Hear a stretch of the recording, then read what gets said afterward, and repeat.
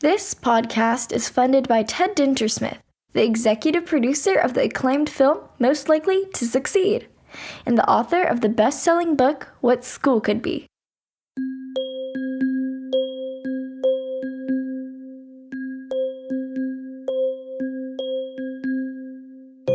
Hey everyone, this is the What School Could Be in Hawaii podcast. I am your host, Josh Rappoon. Thank you, listeners. I continue to be amazed at the response to our first two seasons, which resulted in over 23,000 downloads in 61 countries. We are so grateful for your support. This third season, like the first two, will feature Hawaii's creative, imaginative, and innovative educators and education leaders focused on student-driven, real-world teaching and learning. My guest for this first episode of Season 3 is Dr. Edna Hussey, a passionate and dedicated educator committed to the advancement of an educated citizenry, children's rights to quality learning, and the professionalism of teachers. Dr. Hussey is principal of Mid-Pacific Institute's preschool and elementary school. She was the former head of Epiphany School, which merged with Mid-Pacific in 2004. Mention Dr. Hussey's name anywhere in Hawaii, and you will get mad respect and admiration. Dr. Hussey's educational experiences span a wide range of ages of learners, from kindergarten through college and teaching professionals.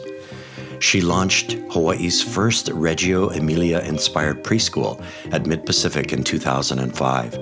She and Leslie Glemm coordinated the famed Reggio Emilia Wonder of Learning exhibit in 2013 and the North American Reggio Emilia Alliance Summer Conference.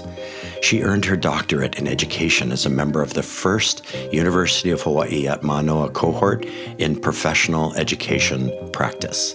Recently, Dr. Hussey was recognized as Pacific Business News Women Who Mean Business honoree. The award recognizes outstanding women from public and private companies and nonprofits who have made a difference in their industries and communities. Mid-Pacific Institute's president, Dr. Paul Turnbull, wrote the following, and I quote, "Dr. Hussey is a pillar of the education community, a person who has dedicated her professional life to children and to improving the quality of environments in which they learn and play. Faculty and staff are truly blessed to have such an accomplished and dedicated professional leading the preschool and elementary school program." And now, here's my conversation with Dr. Edna Hussey.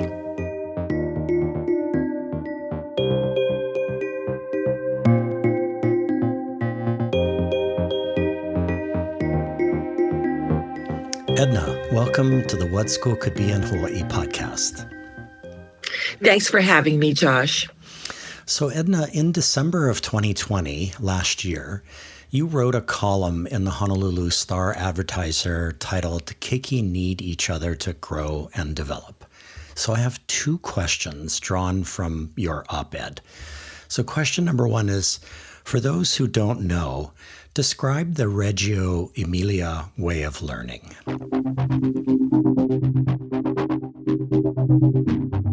All right. So it's really an approach to learning and teaching. It comes from Reggio Emilia, which is located in northern Italy. And the approach evolved after World War II, when after fascism, the Italians decided that they would create a new approach to teaching and learning. They had come from a Catholic system, very restricted, very traditional, and they knew that in order to raise these children who had experienced war and any generations thereafter, there needed to be a new way of thinking about the world, about life. So Loris Malaguzzi, who's the founder of Reggio Emilia, worked with Piaget. He worked with other theorists, and this is what I find fascinating. He worked with mostly the mothers, the women of this little town in Italy, and together they literally built the schools. They picked up all the rubble from the fallen buildings and stacked the mortar with the bricks and created physical spaces, but they also spent quite a bit of time looking at how children learn. Simply that. But, I say simply that, but so much goes into observing children. And then as the professional, as the experts, standing back and then interpreting what they have observed about children, because children, at that age aren't doing the metacognitive where they're being able to step back and analyze their own learning. So teachers with their own experience and their understanding about pedagogy then look at the learning or whatever the children are creating and then explain the learning that's going on. So that started after World War II. And Reggio Emilia is international. There's so many countries that have been using the approach or are just beginning to use the approach. I might mention that through Kupoho Academy, our work there, we have been doing some sessions with teachers in China. Now, in China, we're learning that the cultural differences make it difficult to just even understand this idea that parents are involved in their children's learning. That's totally unheard of. So we have to get past some of those obstacles in order to get to the core of the learning, which is the children. But, they need parent support. So that's what we've been doing with Reggio Emilia. And as I said, it is worldwide. And there is an association called the North American Reggio Emilia Alliance and Reggio Children, which is housed in Italy. And we'll mention that Kupoho Academy is actually a professional development program that's comes out of Mid-Pacific Institute and is well over a decade old now, and focuses now on deeper learning, but sort of originally developed as a project-based learning, inquiry-based learning program that's available for public, private, and charter schools here in Hawaii. So, Edna, in the op-ed you wrote, and I quote, "In the early 20th century, Russian psychologist Lev Vygotsky, and I hope I'm pronouncing his name right, theory of cognitive development in young children, asserted that children thrive on interactions with others in situations where some help is needed from someone to nudge them through this zone of proximal development. Teachers teach, but children learn even faster in the company of their peers." So my question is, what is this zone of proximal development? And though it might seem obvious to our listeners, why do kids need learn faster in the company of others? So I think what Lev Vygotsky was referring to was there's a threshold. When we're doing whatever it is we're learning, there's a threshold, and then what we need to do is cross that threshold in order to latch on to the idea. It's like whenever you're learning something that's challenging, you're testing your limits, right? And when you know that you've gone beyond those limits, you actually have that idea in hand because you've attempted it. In the classroom, children are natural nudgers, literally because they're elbow to elbow, face to face. But when a child is watching another child and they know they can only do so much, let's take an example like a child building with blocks. And so they've been doing their own little construction. No blocks have been falling. They're not taking real risks, but they're watching that child across them. And that child is not just building flat, but the child is building up. Right. And when you build up with blocks, that requires higher order thinking. And so they're going to, they'll challenge themselves then to build up. And that is what we mean by the zone of proximal development, going beyond the threshold into experiencing and grasping onto the learning. Mm-hmm. And kids learning faster in the company of others? Absolutely. Oh gosh. When we walk into classrooms or we're observing children, the teacher can do all the talking they wish. And we have really great teachers, right, in every school. But there's nothing like the example right in front of them with a peer. And think about yourself as an adult learner. You might be working on a project with an instructor there, but when you step back and you're actually working with a colleague, the learning multiplies. It's exponential in a way. So it's important to learn with others, which is what school provides, that setting, that place where you can be safe with others to take risks. You're actually describing my childhood. I have 5 brothers and 1 sister, and we grew up in Kahalu on the windward side. And wow, we all learned together, and we learned with each other. And that was actually the better kind of learning for me, absolutely, when I was growing up, rather than school. So Edna, I'm gonna editorialize for a second based on the op-ed that you wrote, and ask you this. It seems like our American approach to education, at least in elementary school, may honor the idea of kids learning and growing with other kids. But through middle school and then high school, that concept seems to disappear in favor of a more competitive approach that emphasizes one's striving for the score, the grade, and or the rank. What are you thinking about, Edna, as your elementary school kids move on to middle and high school? Or maybe another way to ask it would be, what is your advocacy work with the middle and the high school at Mid-Pacific about your kids moving forward and the kind of learning that they'll do as they go through through middle school and high school? Sure. So it's helpful to understand that at our elementary, and I'm including the years that I've spent here at Mid-Pacific, which is 18 years, and the 7 years prior when I was at Epiphany School. During these 25 years, we have never given a child a grade or a number. And instead, we've used what we developed as a performance continua.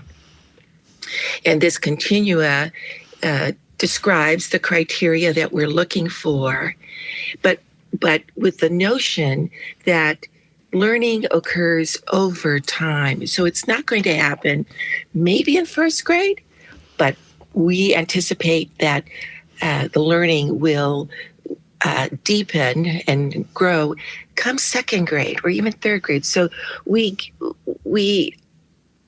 give children this grace to grow.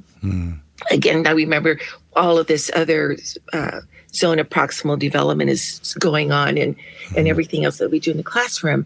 So that's sort of the culture here at the elementary. Now, I have to say that my colleagues in the middle school have been watching what's going on.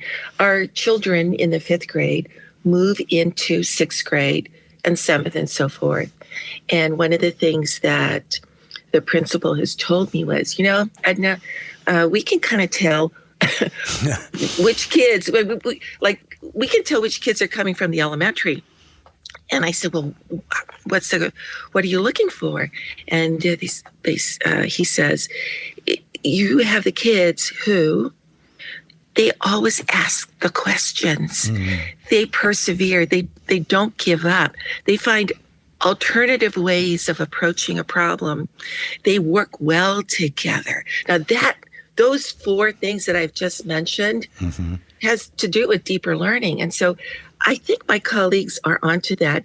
And they have in their own way that is age appropriate and still trying to meet the demands, for high school and beyond.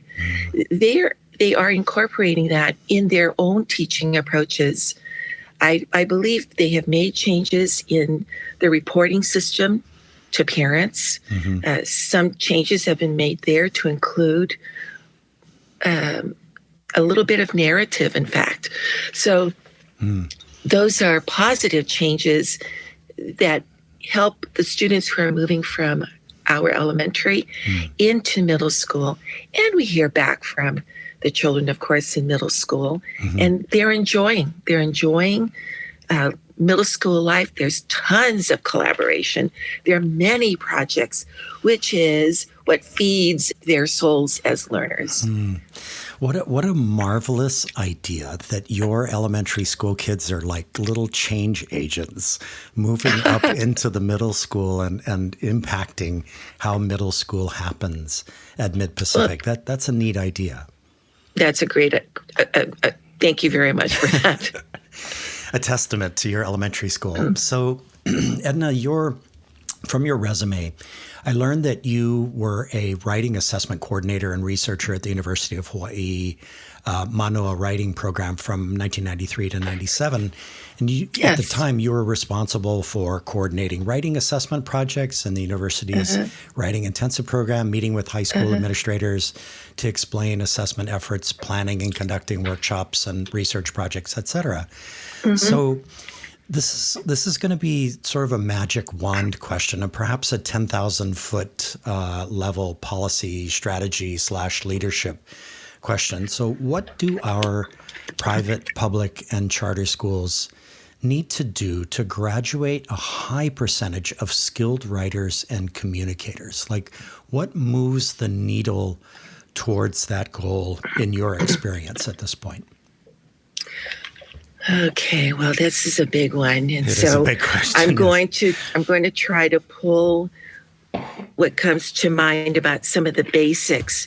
The first, in order to graduate skilled writers, well, you need to have them write, period. And it's practice, practice, practice across all disciplines.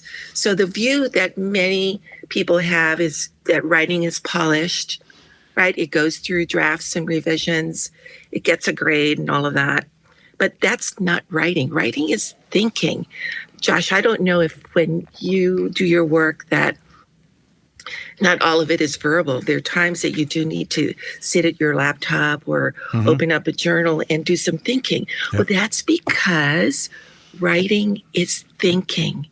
And when I was working at the university, working with different profs from everyone from astronomy to zoology, my job was really to help the professor, the instructor, understand that you do not only give 2 writing assignments.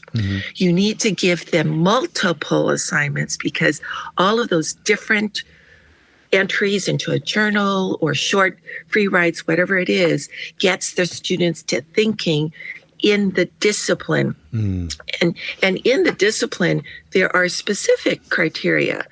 Like there's writing for nursing, there's writing for civil engineering. They all do things differently, but there are forms that are acceptable in each of those disciplines. But those are the final products only. That does not attend to the thinking that goes on before you even get to that final product. So if we could give our students lots of practice. So I'll just start with elementary. Kids write every day, right? They come into the classroom. Many teachers have a few minutes where they ask the students to either take out their journals and to write about anything. It could be last night's dinner or writing into school with mom and dad. So that informal writing and then all the I'll call it think writing that you do in a content area. So that's elementary. Well, why should that change in middle school and high school? Right. Why should we not give more developed thinkers and writers more opportunity to think through in their writing, whatever it is, concept they're grappling with? There's that. And when I have workshops, I always have people write first before they speak. To get I guess it depends on what kind of workshop it is, but often I'll ask them to write their thoughts first before they speak, because I find that the thoughts are more developed, that they have something important to say, and it provokes other people then to also contribute to discussion. But if we start with our first thoughts in writing or drawing, like we ask kids to draw, that's very helpful. And if this practice were to continue through high school, oh gosh, I think of high school, the traditional view of high school is the didactic approach of a lecturer. You know, classrooms work so much better when a teacher poses a question or provides a provoking thought that students can write to and then discuss. I love the idea that, for a school to really address the issue of writing, any school, public, private, or charter, one way to approach that is not to see the social studies classes as the only place where kids write, but that every subject area is where kids write, that they would write as a biologist or write as a mechanical engineer or, as a musician, that you would write.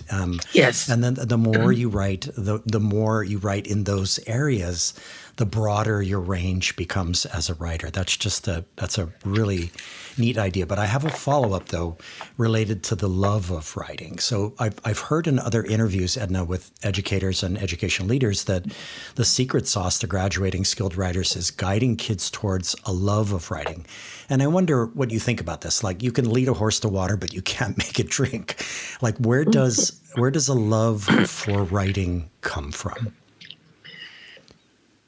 The need to communicate. We write because we have this need to communicate. That's why young children are willing to pick up the tools, pencil, paper, but learn how to write. The love of writing.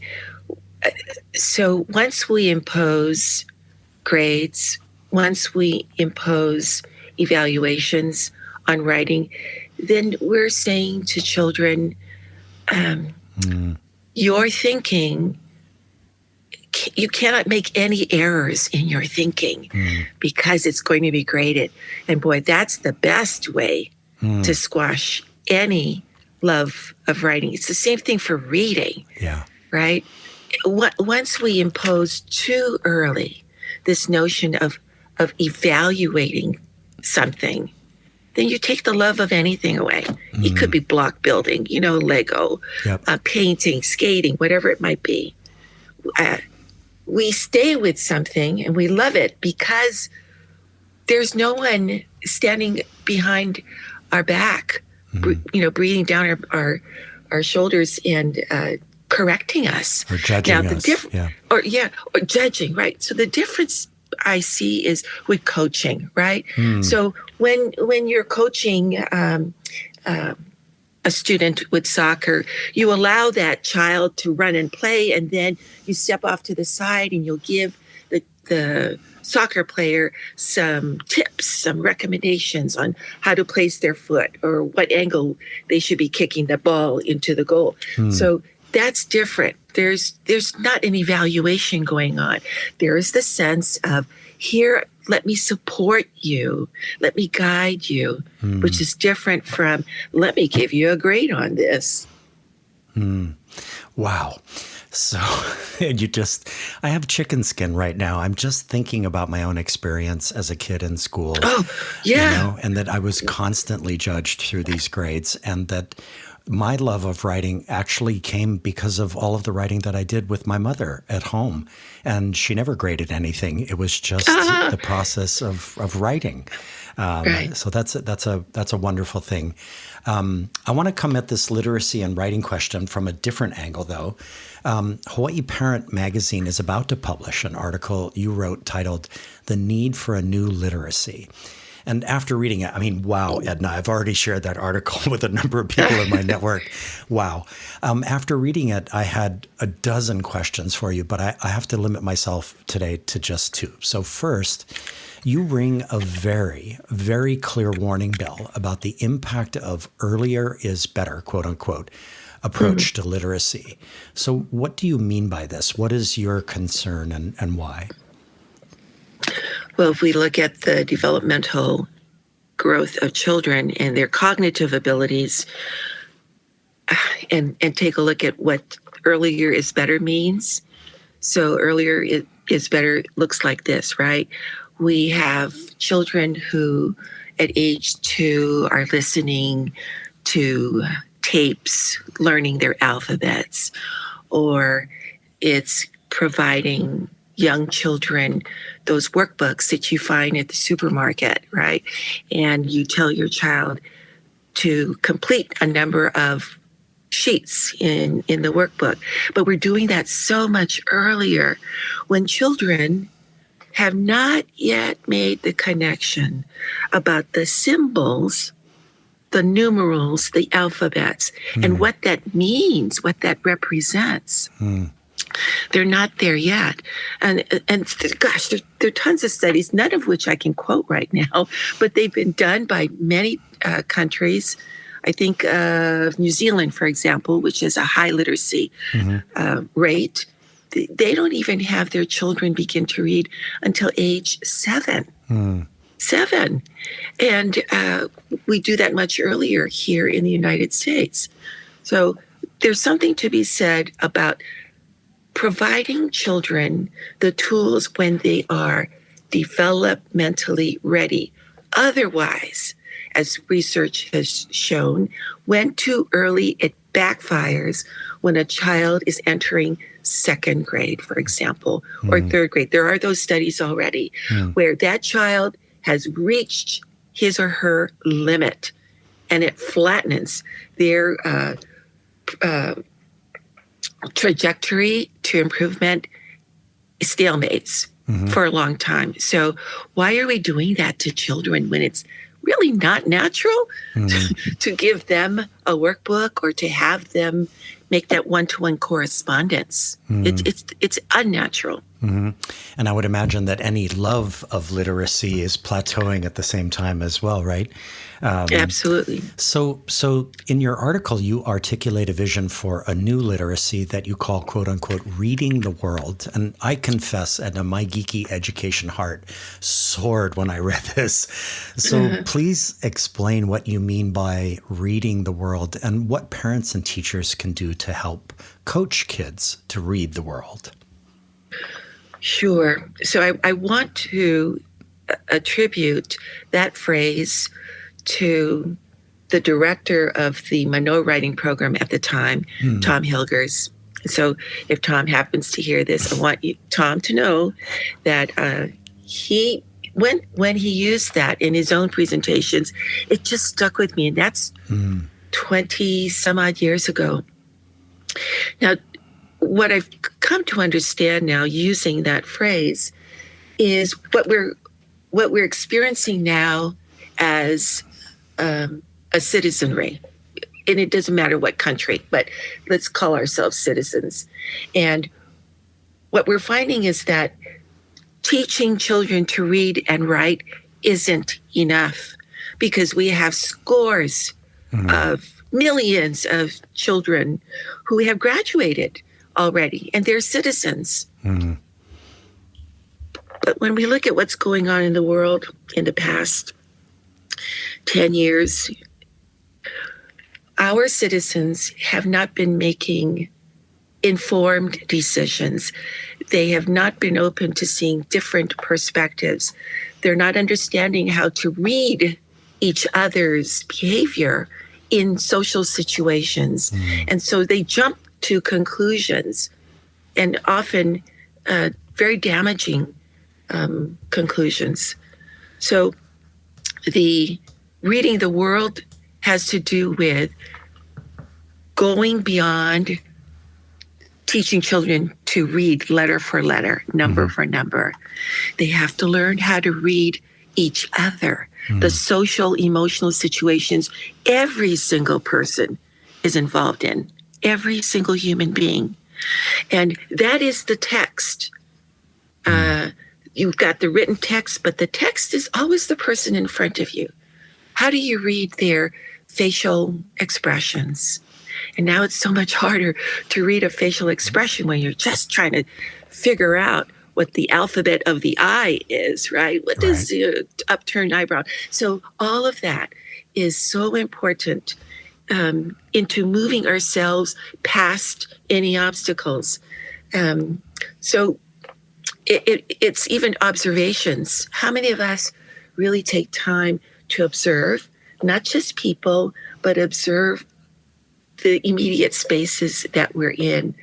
I can't remember what I was reading, but there is an approach to walking with intent, right? Taking a look at all of the how the leaves move, what direction the sunlight is coming in.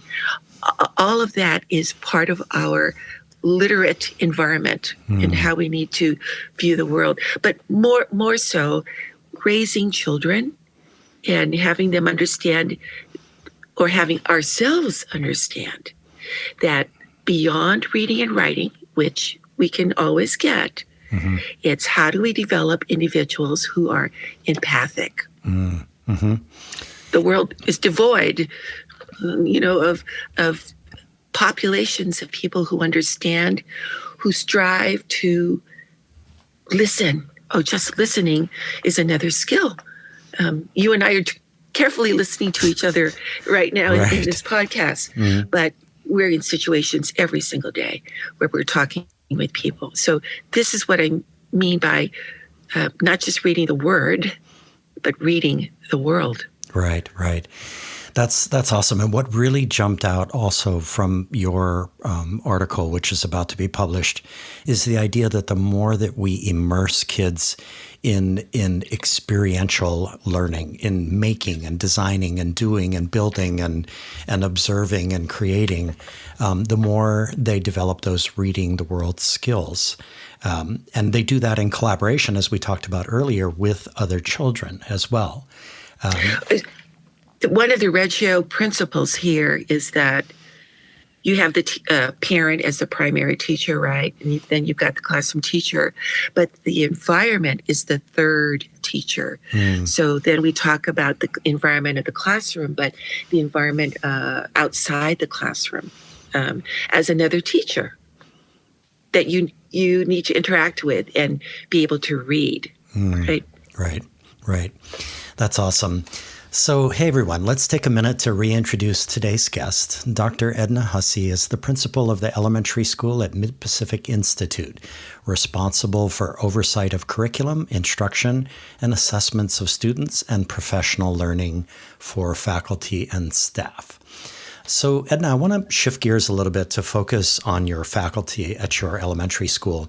At your elementary school website, I read, and I quote, "The MPI elementary faculty consists of caring and knowledgeable teachers, many of whom are considered educational leaders among Hawaii teachers. More than half the faculty have master's degrees, many have academic specialization and professional credentials in curricular areas, early childhood and elementary education. Mid-Pacific elementary teachers have a gift and enthusiasm for teaching, have a keen understanding of learning and how their students learn. They embrace the innovations and challenges of a progressive curriculum and supporting technology and respect their students as individual learners." So there's a lot to unpack here, but let's start with this question. One of your colleagues shared with me that you have a high degree of confidence in all of your faculty. I think you have 25 faculty in your elementary school, or? Yeah, almost 30 of them. So you have a high degree of confidence in all of your faculty vis-a-vis the description I just read. So to what extent, Edna, is your confidence a product of intentional and strategic hiring? Or to what extent are your faculty on the same page because of your coaching and guiding and mentoring? All right, so let me say that when I do the hiring, using all the criteria that, who we're looking for. When I do the hiring, I regard that person who has been hired as coming to Mid-Pacific, already rich with experience, just in the same way we view every single learner who comes into our classroom, right? We regard that learner as you come to us with a rich history, with expertise, and we go off from there. We take the journey together there. That's the same view I have of every single teacher. They're diverse, that's for sure. They have come from many different backgrounds, but day one, they begin on equal footing with me. It's not about trying to prove anything. We just kind of go along. One of the things I was thinking about was when I was a teacher, those lesson plan books? Yeah. Well, I had a principal, my first principal, good-hearted woman, but stringent in many ways, required all the faculty to turn in their lesson plans. And so I spent my weekends writing these long, detailed lesson plans every Sunday. My mother used to do the same thing. I don't know if I picked that up from her, but every Sunday. And then when I stepped into the classroom come Monday morning, the whole lesson plan for the week I couldn't use anymore because the students weren't there, or it took a turn, right? Whatever I had planned took a turn because of some question that came up in the classroom or something that came up in the news that I really needed to attend to. So then I decided when I would become an administrator that no one would turn in a lesson plan book. And they were shocked by that. You don't need to see my lessons. I said, I need to know that you have a plan. And so we talk about that, but I don't want your day-to-day because I can guarantee you what you wrote yesterday won't work tomorrow. Right. So that's kind of how it is. So that to me is an expression of my confidence in every single teacher. And it sounds like your approach as a person hiring teachers is that you're hiring learners first and foremost. Thank you for saying that, Josh. that whole notion of seeing ourselves as learners is like so critical, especially for teachers. Teachers should never feel like, I know it, I've done that, and there's no more to learn. Because if that's the attitude, they don't have a place in teaching. They have to be the best models of learning for their own students. Yeah. And what a thing that is when you're hired as a learner, and you already know that your journey is going to be different every single day because you learn every single day with your kids. And sometimes, Edna, my heart hurts for schools and districts who don't have the luxury of that kind of hiring, that they're so pressed to have adults covering kids that they can't hire learners. They just have to hire whoever's in front of them if they're qualified, right? And then that's hard, and I feel terrible for those kinds of situations. It seems simple, doesn't it, that if every principal could hire someone who is a natural learner, that all of our problems in education could be solved. I hesitate for a moment there because I also know that education is an entire system. And even though here at the elementary, we are part of a larger system, as principal here with my 30 teachers and my 302 kids, it's still a system in and of itself. And I need to be thinking all the time about how one factor affects the other. So, yeah. What's really neat about this whole thing, Edna, is that you really got me thinking about something that I was very interested in as a child, which is I was, for some reason, I became a a devotee, a lover of all things Michelangelo.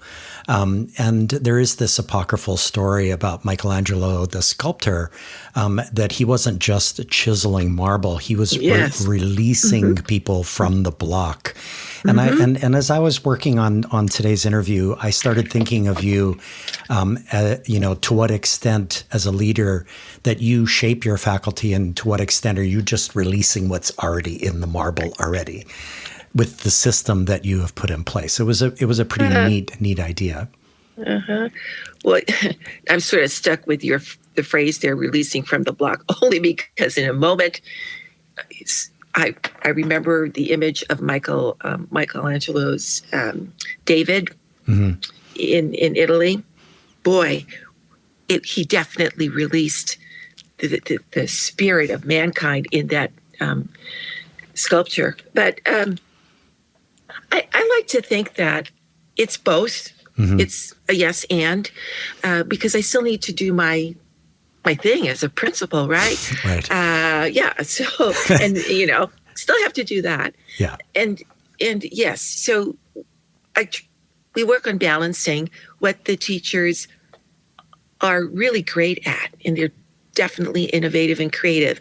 And then I just need to work beside that great idea and make sure that it speaks to the philosophy of the school, and that it's good for not just a few kids, but it's good for everybody. So it's a yes and. Right. So I want to come at this idea of faculty development from another angle. You wrote the following in that op-ed I mentioned from last December, and I quote, "An astute teacher steps back to provide opportunities throughout the day for peers to model behaviors while creating an environment that supports resilience, self-reliance, and independence through trial and error, for learning beyond the impasse, for persevering." So I'm super curious, Edna, about your use of the adjective astute. There are many other adjectives you could have used. So why astute, and why do you so clearly value astute educators and the astuteness of stepping back? Well, okay. Why the word astute? Well, when I think of the word astute, I think of not someone who is learned as in academic learning, but astute for me has to do with one who has learned through experience. And it doesn't even need to be years of experience, because I can think of astute teachers who have had maybe 5 years of experience. An astute teacher is one who sees to the core of the child, who really understands the child's all the filters, right, that the child comes to school with, background, learning skills, all of that, and can in a moment's decision making figure out, I need to let that child go ahead with whatever action they're taking, or I need to bring in another child into the mix because this child needs to talk it through, or needs the nudging from a peer. So it's allowing your experience and your gut to help guide that decision making in the classroom. That now that all of us have, right, that helps us to decide this is the right thing to do. So astuteness comes from that one-to-one connection that you have with your experience, your feelings, all interfacing at the same time, that creates probably a good decision at the moment, rather than one that's an error. And I'm thinking, Edna, about, I'm facilitating / teaching a leadership course right now for public, private, and charter vice principals that'll run through this 2021-2022 school year. And thinking that if they were listening, that one of the takeaways from this would be And circling back to something that you said earlier about your hiring practices, that what a different thing it is if you're hiring learners and you're also looking for astute. Like, how do you find astute in somebody's portfolio that they're presenting to you, right? I mean, like... You don't. You don't. You don't. Yeah, it's funny because you don't know. I mean, so much of that moment of hiring is trust. You have to trust who you're saying you belong here at our school. This, like, I see that you're a good fit, but you never really know until the first few months. It's not even weeks. It's give the teacher a few months, because that transition is difficult. If you think about transition for children, oh gosh, it's harder, I think, even for adults to make transitions into new communities, forming, right. So becoming part of that community, that social level is one thing. And then calling forward your expertise as a teacher is another level. There's so many, and you can't make any judgments of an individual you've hired until you see them in action. Right. And I can imagine if I'm sitting in front of you and we're having our interview and I'm potentially going to be hired at Mid-Pacific, that one of the things that I'm thinking about in this moment is, well, I'm not exactly sure what astute means, but you're hiring me as a learner, so I'm going to learn what that means. I'm going to figure out how to read the room, to read the world, and to learn what it means to step back in certain situations. You put that well together, Josh. the reading the word and reading the world idea. Yeah, yes. That's awesome. So, hey, everyone, stay with us. After this short break, we will come back with more questions for Dr. Edna Hussey.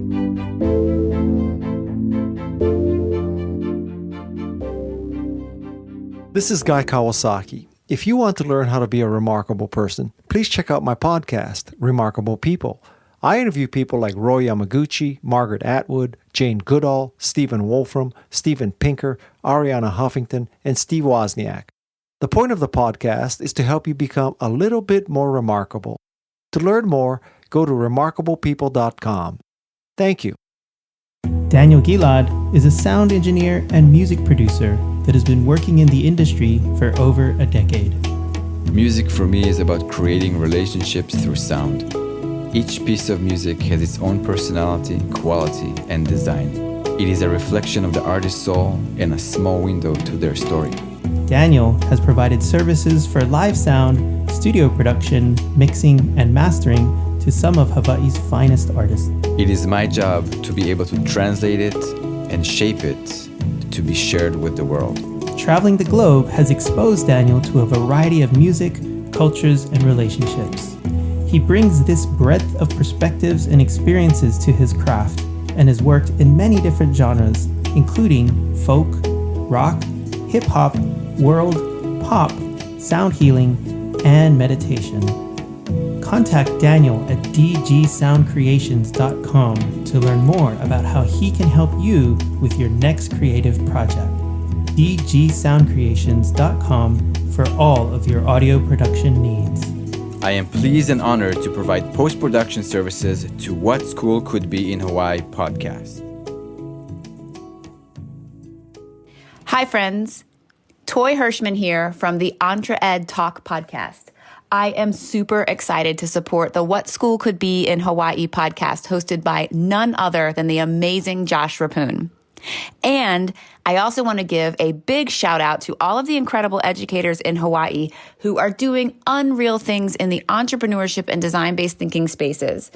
I hope you all subscribe and listen to What School Could Be in Hawaii. And also, hey, why not check out the Entre Ed Talk podcast, where we interview stellar entrepreneurial educators and entrepreneurs from across the country and globe. I cannot wait to connect with you.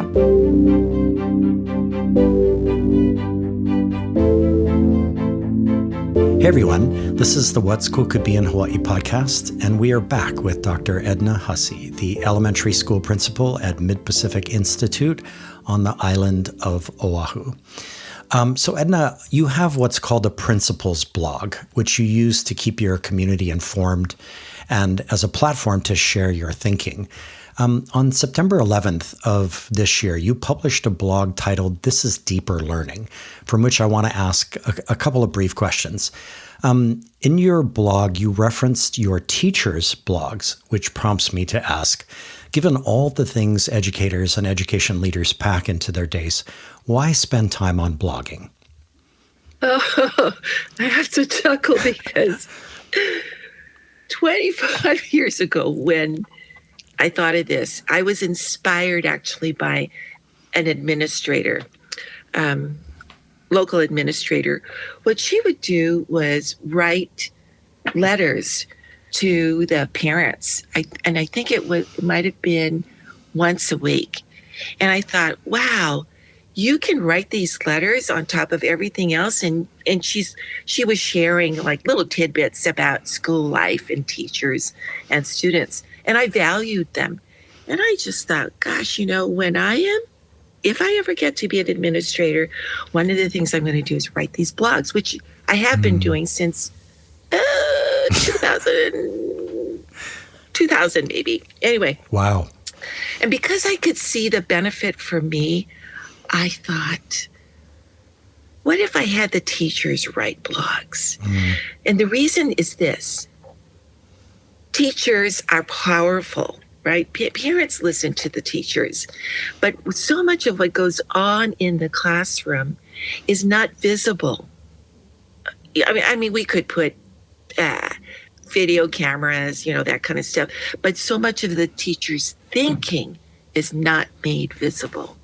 And so the blogs are a way for teachers not to just tell, but to explain whatever they're doing in the classroom.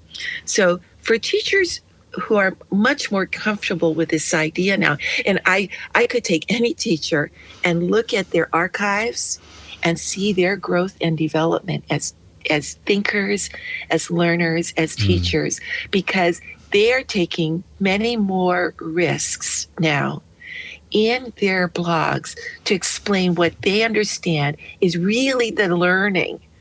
It's not, they're not giving you the textbook kind of explanation, but they're really looking at student work, and they're using their expertise as teachers to explain what they value about whatever it is that they're writing about in their blogs. So it becomes a record of their own growth and development. It's public. So teachers often balked at the idea because, you mean I have to share this with like my classroom parents? And I said, why not? Why not share it with them? And by the way, you're not only sharing it with them, your blogs are universal. And we have had people who write to some of my teachers from, I don't know, someplace, Sweden or New Zealand or Japan. And they'll say, I learned this from you. And I tell the teachers, see, this is how powerful your writing about your thinking and understanding is for a community out there. So I will say that the teachers do dread writing the blogs because it does require you to sit and think, right? It's that going back to writing is thinking. Yeah. But I think they can see the wisdom behind having to write these blogs as their own record of growth. That's really neat that you frame it like as an investment in time, and that the investment really does pay off in a lot of different ways that are not obvious when you first start doing it, including connecting with people around the world who are working on similar things or practicing similar things in education. So my second question related to this actually has to do with trust. Because in this leadership course that I'm facilitating right now, we're asking our vice principals to blog, and some of that blogging is going to be focused on a project that they have to do over the course of the year, but it's also just that their school communities would get to know them. But we're also asking them, Edna, to do it in collaboration with their principal, not just to do it alone. And I think my question is around how you build trust with your faculty so that you don't feel the need, and maybe you wouldn't have anyway, to vet anything that they put out there. Like, how does that happen over the course of time? And you have faculty who come in and out and, so on and so forth. Can I just put in a little caveat there about vetting? So because it is a public document, I do care about how it is read, just grammatically. Right. So there is, I do read every single blog, and I edit. And then if I have a question about something, so it's posted, all published. But after every single blog that I review, I always send an email back to the teacher, and I give them some feedback. Or I'll ask them a question about something they had done in class, and I just post it as a question.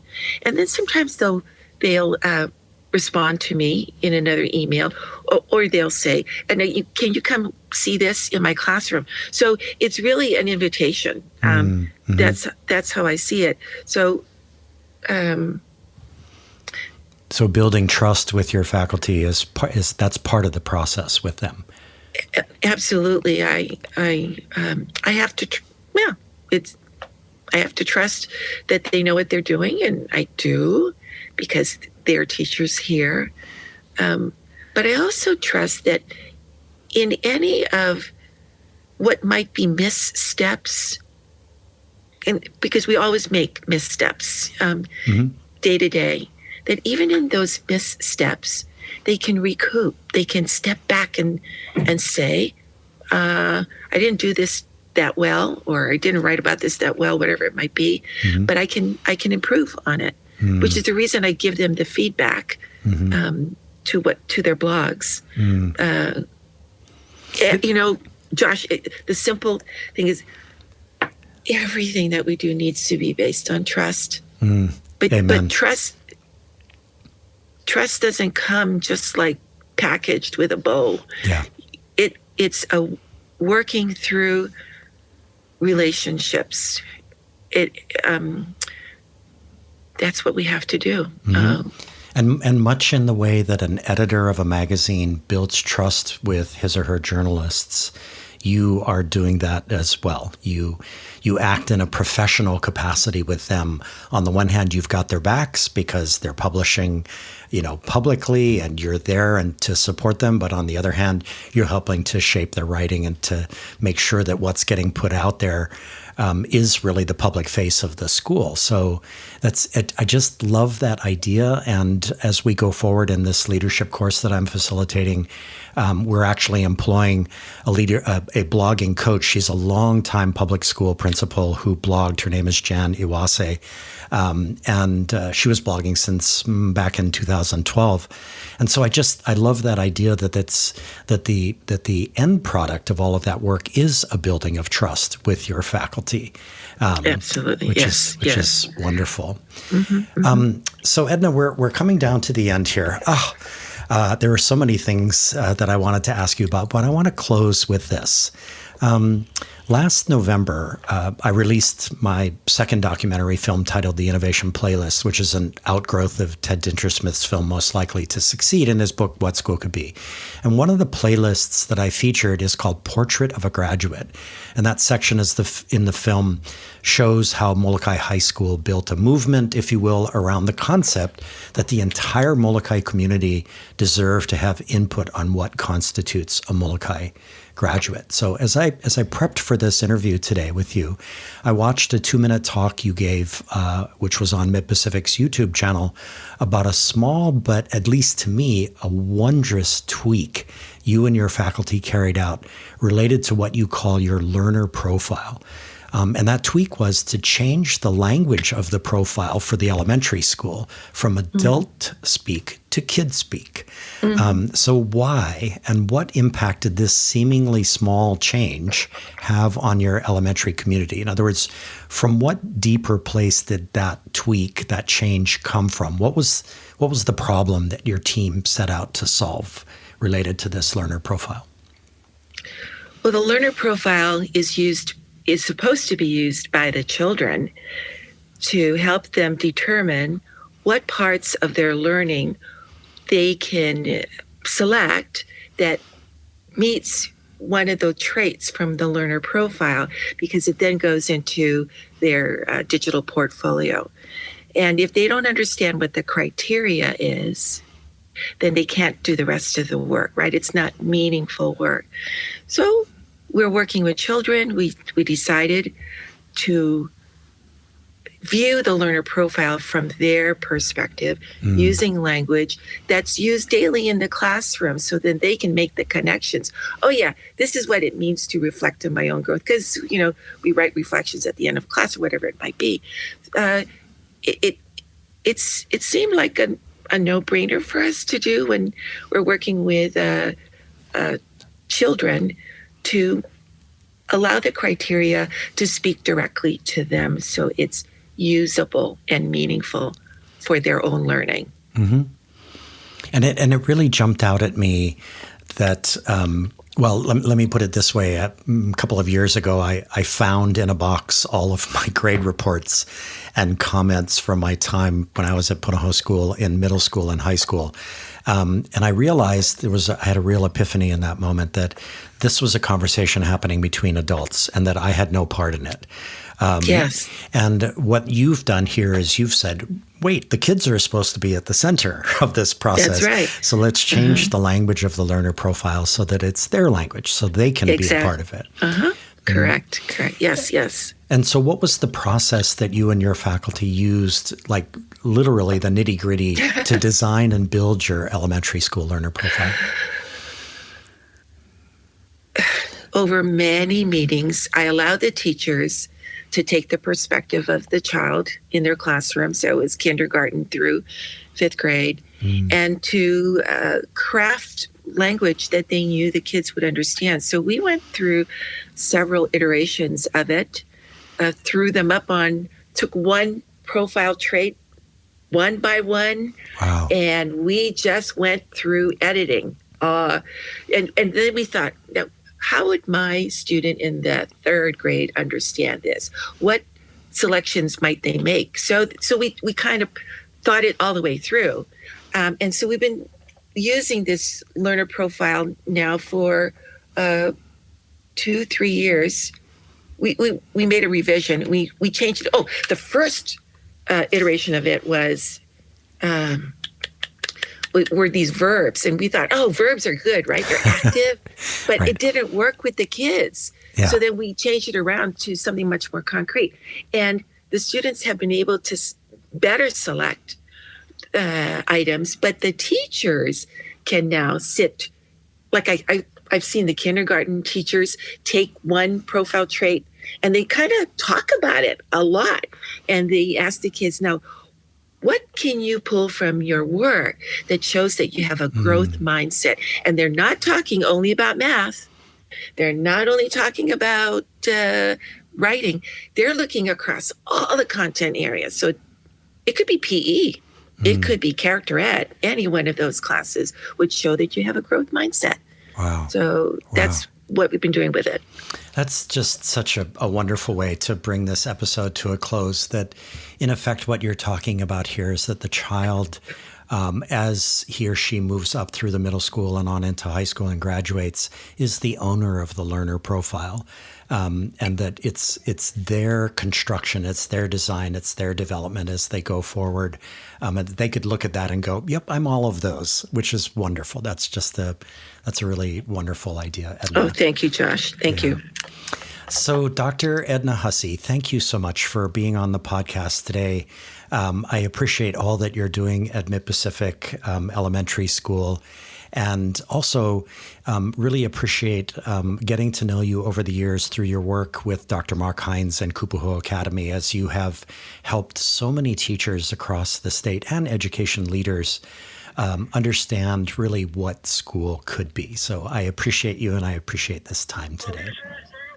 Thank you, Josh. And might I also add to the conclusion of this podcast, the great work that you are doing in your own way, through these podcasts, through your writing, through the different public venues that you have provided that you have been a phenomenal mouthpiece for what schools can be.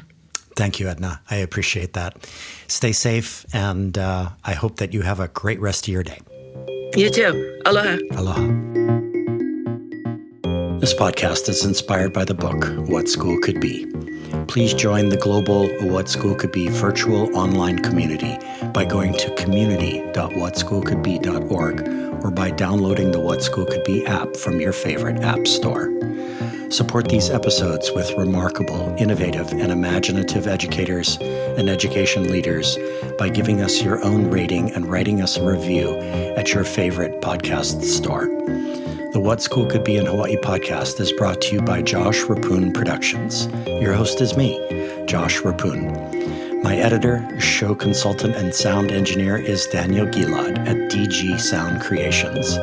To learn more about Daniel or to hire him for your next music gig, see our show notes where you will find his contact and website URL. This series is funded by education change agent Ted Dintersmith, executive producer of the acclaimed documentary film Most Likely to Succeed, and author of the bestseller What School Could Be. Send your feedback to mltsinhawaii@gmail.com. Follow us on Twitter @MLTSinHawaii and @Josh Rapun. Finally, please like our Most Likely to Succeed in Hawaii Facebook page and YouTube channel. Friends, stay safe, wear a mask, and please get vaccinated. Most of all, please bring kindness and compassion into the world. We need a surplus of both right now. Until next time, a hui ho and take care.